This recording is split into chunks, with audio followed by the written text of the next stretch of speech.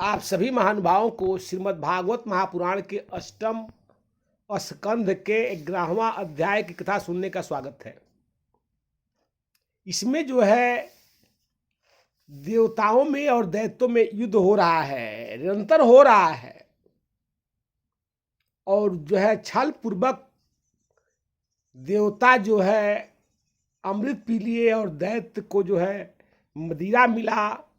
सो इसके वजह से देवता तो बड़ा प्रसन्न थे, दैत्य बड़े दुखी थे। अब जो है दुख का कारण एक ऐसा है कि दुख ही अगर आदमी हो जाता है तो बिना हारे हार जाता है, उसका मन हार जाता है। यही दशा दैत्यों को भी हुई। अब जो है बलि जो है अपने रथ पर बैठ के और इंद्र को ललकारता है कि अय इंद्र, तुमने जो है लुटेरों के जैसा कार्य किया है। बात भी सही है कि तुमने लुटेरों के जैसा कार्य किया है। हम दोनों मिल करके और अमृत को प्रकट किए, लेकिन वह जो है छल पूर्वक तुमने उसका जो है चोरी कर लिया, लूट लिया, जिसके वजह से तुम उसे युद्ध करने के लिए खड़ा हो।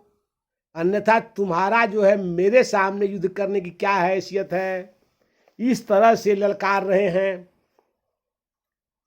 तो जब बलि का ललकार कटु शब्द जब इंद्र को जब सुनते हैं तो इंद्र क्रोधित हो जाते हैं।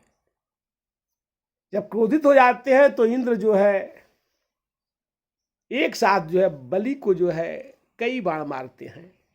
तो बलि भी तो कमजोर थोड़े तो था नहीं, बलि भी जो है अपने तमाम शस्त्रों से वध किया, मारा। इंद्र भी परास्त हो गए। बलि एक बाण मारा तो ऐरावत घबरा गई। जब इस तरह की जो है युद्ध हो रहा था, उसी में जो है जब इंद्र जो है बहुत क्रोधित हुए और अपने जो है शक्ति से जो है बलि पर प्रहार किए और बलि जो है गिर पड़ा। बलि का एक परम जो है घनिष्ठ रिश्तेदार या मित्र दोनों कहिए, एक जंभासुर था। जंभासुर नाम का एक दैत्य था। वह जंभासुर का पौत्र था, यानी प्रहलाद जी के नाना थे जंभासुर। जंभासुर की पुत्री थी क्याधु। तो अब जंभासुर के पनाती था, उस भी जो है बड़ा शक्तिशाली था, इसलिए उसका नाम पड़ा था जंभासुर। लेकिन वह देखा कि मेरे मित्र और मेरे रिश्तेदार जो है बलि के साथ इस तरह जो अत्याचार हुआ है, बलि को इसने मार दिया। तो जंभासुर जो है तुरंत जो है इंद्र को वध करने के लिए उतारू हो गया। लेकिन ये तो अमर हो गए थे अमृत पी करके। अंत में जो है युद्ध में खड़ा होकर के, और वह जो है किस तरह युद्ध कर रहा है, तो सिंह पर बैठ के। इंद्र का जो है सवारी तो केवल ऐरावते है, लेकिन जंभासुर सिर पर शेर पर बैठ के और युद्ध करने के लिए आ गया। और एक गदा ऐरावत को मारता है तो ऐरावत जो है तिलमिला करके और अपने ठेहुने के बल पर जो है ऐरावत लटक जाती है और व्याकुल हो जाती है, चिघाड़ मारना शुरू कर देती है। और एक जो है गदा से इंद्र भी मूर्छित हो जाते हैं। इसके बाद जो है इंद्र जो है का सारथी जो है मातली, वह जो है मातली जो है तुरंत अपने जो है सहस्त्र जो है घोड़ों से जुता हुआ रथ लेकर के आते हैं। और मातली जो है इंद्र को ऐरावत से उतार कर जो है उतरने के बाद तुरंत जो है अपने रथ पर बैठा लेते हैं और युद्ध होने लगता है। तो दानव श्रेष्ठ जंभासुर कहता है, मातली का सम्मान करता है, धन्य हो मातली, धन्य हो तुम्हारे बल और तुम्हारे जो है सारथित्व का। इसलिए सारथी अर्धरथी होता है। कि तुमने इस समय जो है आकर के अपने जो है राजा को बचा लिया, सारथी को बचा लिया।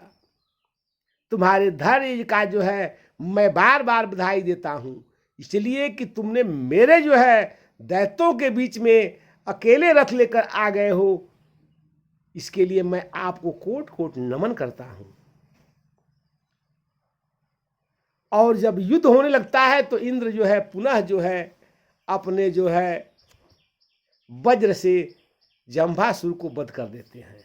जब जंभासुर का वध हो जाता है तो नारद जी के द्वारा जंभासुर का मृत्यु का समाचार सुन करके जंभासुर के भाई जो है नमुची था, जंभासुर के कई भाई थे, जंभासुर, नमुची, बल, पाक, ये झटपट जो है तीनों भाई युद्ध करने के लिए और रणभूमि में आ गए। अब रणभूमि में युद्ध होने लगा, घमासान युद्ध हो गया, आकाश जो है लाल हो गया, दिन में उल्का जो है उल्कापात होने लगा। और जो है इस तरह जो है निमुची जो है एक बार 1000 बाण मारा, जिससे मातली के सारे अश्व जो है घायल हो गए। पुनः जो है पाक जो है बाण मारता है तो वह जो है इंद्र को घायल कर देता है और जो है रथ से इंद्र जो है गिर जाते हैं। इसके बाद तुरंत जो है युद्ध होने लगता है। इंद्र जो है झट से जो है अपने, चूंकि अमर्द हो गए थे अमृत पी करके, पुनः जो है ये संहार करके उठे और जो है युद्ध होने लगा। तो अब निमुची मारा गया और ये देवासुर संग्राम बहुत दिनों तक चला। वही निमुची जो है त्वष्टा के पुत्र बन के और भौमासुर के नाम से प्रकट हुए। और वह भौमासुर जो है जब प्रकट हुए तो बहुत कम समय में त्वष्टा जी अपने पुत्र को जुआ बना दिए और वह इस तरह युद्ध होने लगा। अब जो है वर्षा काल के मेघ के समान जो है बाणों का जो है बौछार हो रहा था। अब जो है भौमासुर युद्ध में इस तरह से लड़ा कि इंद्र को चारों तरफ से बंदी बना लिया, बाणों से घेर लिया। इंद्र जो है अब सभी देवताओं में खलबली मचने लगी कि देवराज राजा ही बंदी बनाया गया तो हम जीत के क्या करेंगे। बड़ा जो है शोक था। इस समय जो है अब जब शोक होता है तब जो है सब लोग चिंतित हो जाते हैं। अब चिंता में जो है सब पड़ जाके और ब्रह्मा जी से पूछते हैं कि हे पितामह, यह भौमासुर कैसे वध होगा। सो ब्रह्मा जी कहते हैं कि इसका मृत्यु जो है यह जो है न गीला से मरेगा और न सूखा से मरेगा, यानी अस्त्र से मरेगा नहीं, अस्त्र सूखा है, और जल तरल से मरेगा नहीं, इसलिए कि यह जो है ब्रह्मादान मांग चुका है। यह इसका मृत्यु उसी से होगा जो गीला और जो है सूखा दोनों हो। सो तुरंत जो है इंद्र सोचे और तब तक देखते हैं कि समुद्र में जो है फेन जो है आया हुआ है और किनारे लग करके और जो है वह सूखा हुआ है, धारदार बना है, उस समुद्र के फेन से चला देते हैं और उसी फेन से जो है भौमासुर का वध होता है। जब भौमासुर का वध हो जाता है तो समस्त देवता दुखी जो है प्रसन्न मनाते हैं, युद्ध घोर करते हैं और दैत्य जो है दुखी होकर के बलहीन हो गए हैं। लेकिन अब जब बलहीन हो जाने के बाद देवताओं मान नहीं रहे, इस समूल पर जो है समाप्त करना चाहते हैं। सो भगवान जो है नारद जी के द्वारा संदेश भेजते हैं कि हे देवगणों, तुमने छल पूर्वक युद्ध जीता है, इसमें भगवान की माया है और भगवान के माया से तुमने जो है अमृत पिए हो, सो युद्ध बंद कर दो, यह भगवान का आदेश है। इस तरह का जब आदेश मिला तो सब देवता जो है शांत होकर लौट गए। पुनः शुक्राचार्य जी आकर के बलि को जो है परस करके बलि को जीवन की दिया दान दिए। बहुत कुछ दैत्य मरे थे, उनको शुक्राचार्य जी ने अपने संजीवनी मंत्र से जीवन दान दिया। इस प्रकार जो है देवासुर संग्राम का युद्ध जो है संपन्न हुआ और जो है वहीं से युद्ध बंद हो जाता है। जय श्री कृष्णा।